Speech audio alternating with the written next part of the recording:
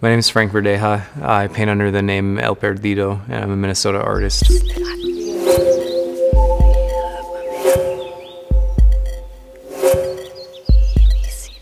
The name El Perdido literally means lost, or the lost one in Spanish.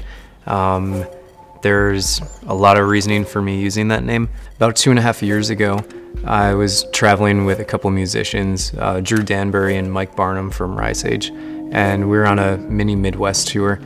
And the only way that I could earn money on the road was to either be the driver for overnight drives or shoot photos of the musicians, or to sit there and sketch at the merch table and sell my own drawings to kids at the shows. So I started messing around with some materials and did some live painting with some hip-hop bands at some small shows.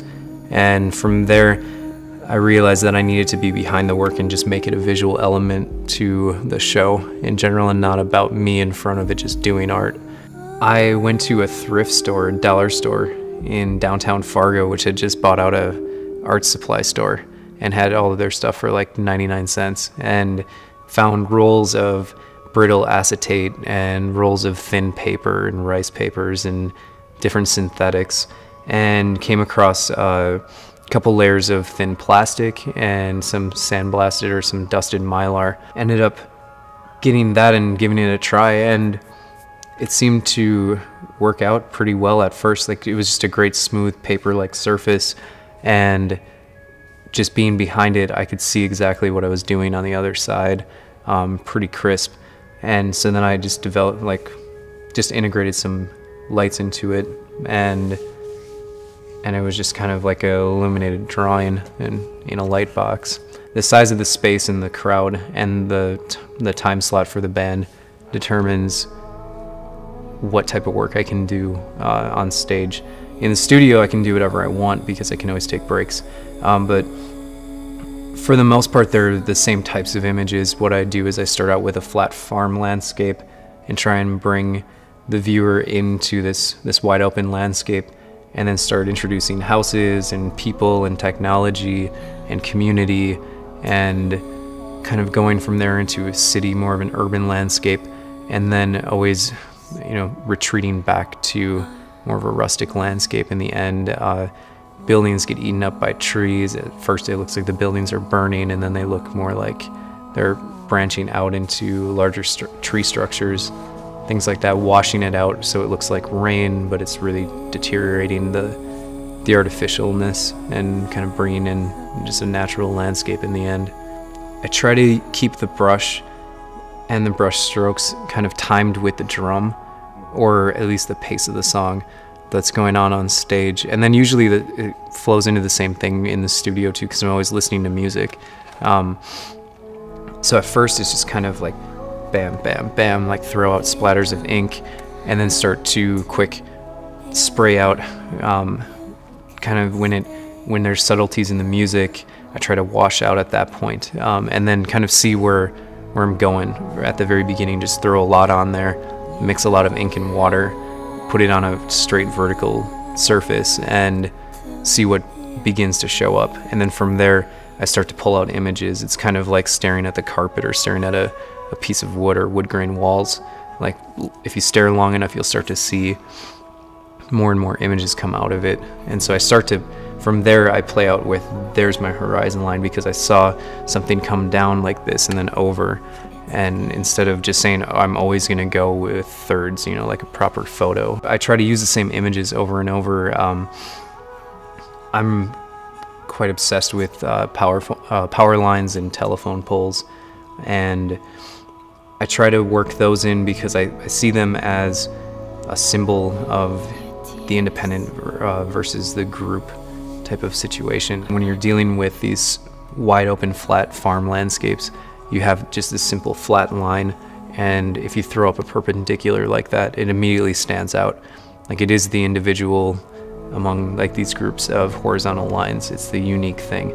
And then you start to tie it in and reference that it's connected to another post that on another landscape would be that unique individual amidst that group of horizontal lines, and it starts to dilute it out. So it's kind of like this the strength of the individual and the uniqueness gets watered down because it's the same the further you pan out and look at the larger picture.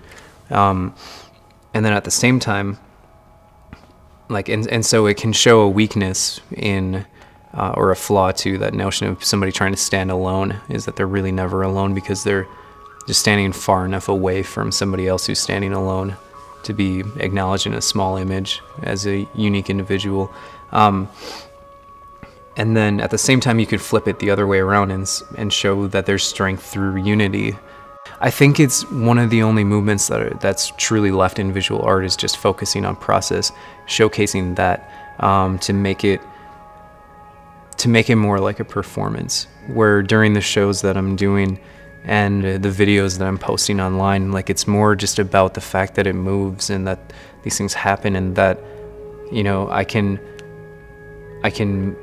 see it coming. I can trust gravity and how water interacts with ink after doing it so many times, and I can spray here and go and draw here and know that somebody who is looking up in this corner after I sprayed will be, you know, contained for a while, and that they'll be watching that because it's moving still, and it'll be changing the piece while I'm over here working on the details.